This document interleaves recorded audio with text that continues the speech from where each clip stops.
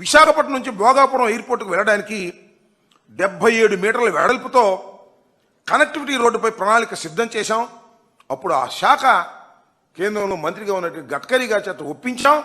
ఆ ఒప్పించినటువంటి విషయాన్ని మొన్న జగన్మోహన్ రెడ్డి గారు మీడియా సమావేశంలో వీడియోలో కూడా వివరంగా వివరించినటువంటి విషయాన్ని కూడా మీకు గుర్తు చేస్తున్నా.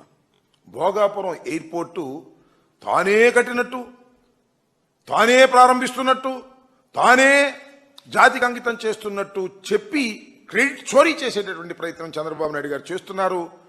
ఇది అలవాటు ఆయనకి, కానీ ప్రజలు అర్థం చేసుకోవాలని కూడా ఈ సందర్భంగా నేను చెబుతున్నా. మొత్తం క్రెడిట్ అంతా ఆయనకి దక్కుతుందనేటువంటి ఆలోచన చేస్తున్నాడు. ఇది కరెక్ట్ కాదని కూడా ఈ సందర్భంగా నేను చెప్పదలుచుకున్నా.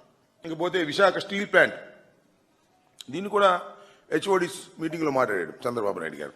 ఏమంటాడు? 12,000 కోట్ల సాయంతో విశాఖ ఎయిర్పోర్ట్ని కాపాడుకున్నాం అంటున్నాడు. 12,000 కోట్ల రూపాయలు తీసుకొచ్చి విశాఖపట్నం స్టీల్ ప్లాంట్ని మేము కాపాడుకున్నాము అంటున్నాడు. ఆ 12,000 కోట్ల రూపాయలు స్టీల్ ప్లాంట్ని ధారాదత్తం చేయడానికి మాత్రమే ఉపయోగిస్తున్నాడు తప్ప కాపాడుకోవడం కోసం ఉపయోగించడం లేదనే విషయాన్ని దయచేసి గమనించాలని కూడా ఈ సందర్భంగా మనవి చేస్తున్నాం.